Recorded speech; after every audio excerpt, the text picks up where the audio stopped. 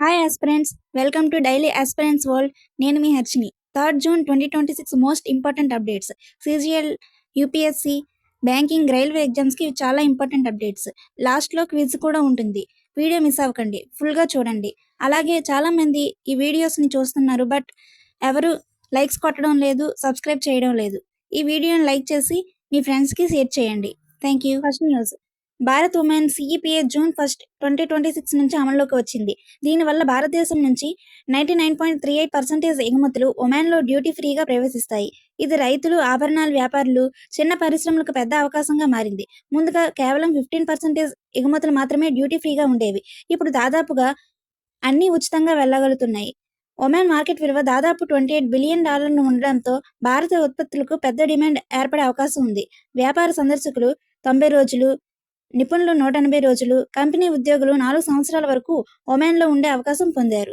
Sagar Alankan award. Sagar Alankan అవార్డ్స్లో Kandla దండియాల్ port ఉత్తమ ప్రదర్శన అవార్డును గెలుచుకుంది. పరదీప్ పోర్ట్ డ్రై బల్క్ కార్గోలో మొదటి స్థానాన్ని సాధించింది. సిక్కా పోర్ట్ లిక్విడ్ బల్క్ కార్గోలో అగ్రస్థానంగా నిలిచింది. విశాఖపట్నం పోర్ట్ రెండో స్థానాన్ని పొందింది. ఈ అవార్డులు భారత పోర్టుల సామర్థ్యాన్ని, లాజిస్టిక్స్ రంగంలో పోటీని చూపిస్తున్నాయి.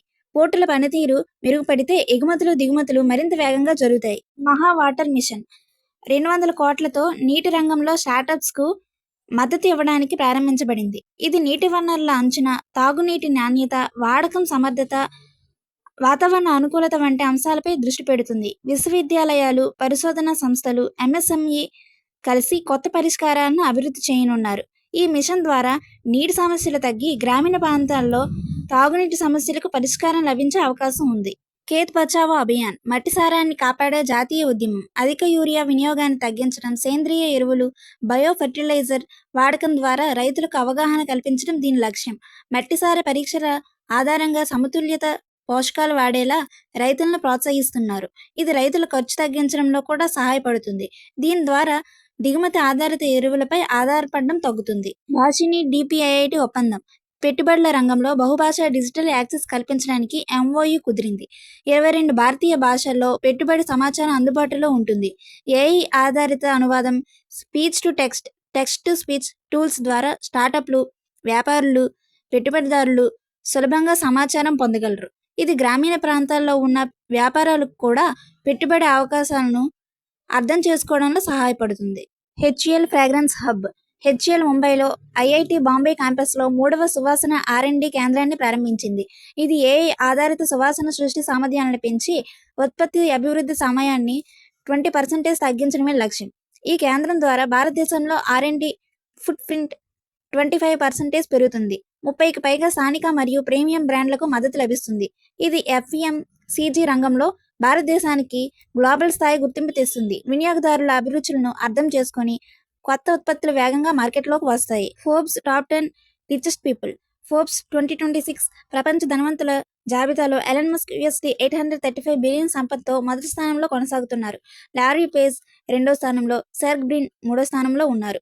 Jeff Bezos, Larry Ellison, Michael Dell, Mark Zuckerberg, Jensen Huang, Bernard Arnault, Steve Ballmer top 10లో ఉన్నారు. ఈ జాబితా టెక్నాలజీ రంగం ప్రపంచ సంపదలో ఎంతో ప్రభావం చూపుతుందని తెలియజేస్తుంది. టెక్ కంపెనీలు ప్రపంచ ఆర్థిక వ్యవస్థలో కీలక పాత్ర పోషిస్తున్నాయి. మహీంద్రా మనులైఫ్ జాయింట్ వెంచర్ MMILకు అనుమతి లభించింది.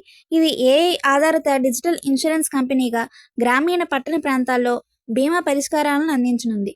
సురేష్ అగర్వాల్ MD అండ్ CEOగా నియమితులయ్యారు. ఇన్సూరెన్స్ ఆఫ్ ఆల్ అనే దృష్టితో సేవింగ్స్, ప్రొటెక్షన్, అవసరాల ఆధారిత ఉత్పత్తులు అందించనుంది. ఇది భారత బీమా రంగంలో కొత్త దశను ప్రారంభిస్తుంది. గ్రామీణ ప్రాంతాల్లో బీమా చేరిక పెరగడం వల్ల ప్రజలకు భద్రత పెరుగుతుంది. భారత సైన్యం జోధ్పూర్లో దివ్యాస్త్ర MK1 UAV విజయవంతంగా పరీక్షించింది. ఇది ఏఐ ఆధారిత టాక్టికల్ లోయిటరింగ్ మ్యూషన్ సిస్టమ్. గూఢచార్యం, పర్యవేక్షణ, లక్ష్య గుర్తింపు, సమన్వయ దాడుల కోసం రూపొందించబడింది. స్వాన్ టెక్నాలజీతో ఒకేసారి అనేక UAVలు కలిసి పనిచేయగలవు. ఇది సరిహద్దు భద్రతను బలపరుస్తుంది. హోవర్ ఐటీ అనే కంపెనీ దీన్ని అభివృద్ధి చేసింది. ఈ టెక్నాలజీతో భారత సైన్యం ఆధునిక యుద్ధ పరిస్థితులకు సిద్ధమవుతుంది. రాజస్థాన్లో కొత్త లిజర్డ్ జాతి మెస్లినా బిషనోయ్ కనుగొనబడింది. ఇది థార్ ఎడారి ప్రాంతానికి ప్రత్యేకమైనది. బిష్నోయ్ కమ్యూనిటీ సంరక్షణ భావజాలానికి గౌరవంగా ఈ పేరు పెట్టబడింది. ఈ జాతి 39.2 మిల్లీమీటర్ల పొడవు కలిగి వేగంగా కదిలే పగటిపూట చురుకుగా ఉండే లిజార్డ్. DNA విశ్లేషణ ద్వారా ఇది ప్రత్యేకమైనదిగా నిర్ధారించింది. ఇది భారతదేశంలో రిఫల్ట్ బయోడైవర్సిటీని మరింత విస్తరించింది. ఈ కనుగొనడం థార్ ఎడారి జీవ వైవిధ్యాన్ని ప్రపంచానికి పరిచయం చేసింది. భారత మహిళా రెజ్లింగ్ జట్టు ఆసియా U17 ఛాంపియన్షిప్లో 10 పతకాలు మే 28 నుండి 31, 2026 వరకు వియత్నాం దేశంలో డానాంగ్ నగరంలో U17 ఆసియా రెజ్లింగ్ ఛాంపియన్షిప్ జరిగింది. ఈ పోటీలో భారత మహిళా రెజ్లింగ్ జట్టు అద్భుత విజయాన్ని సాధించింది. మొత్తం 10 బరువు విభాగాల్లో 100% పతకాలు గెలుచుకొని మొత్తం 10 పతకాలు, 2 బంగారు, 3 వెండి, 5 కాంస్య పతకాలు సాధించింది. 43 కిలోల విభాగంలో దీక్ష, 73 కిలోల విభాగంలో గరిమ బంగారు పతకాలు గెలిచి దేశానికి గౌరవం తీసుకువచ్చారు. నిఖితా, అంతరా, తానియా వెండి పతకాలు గెలిచారు.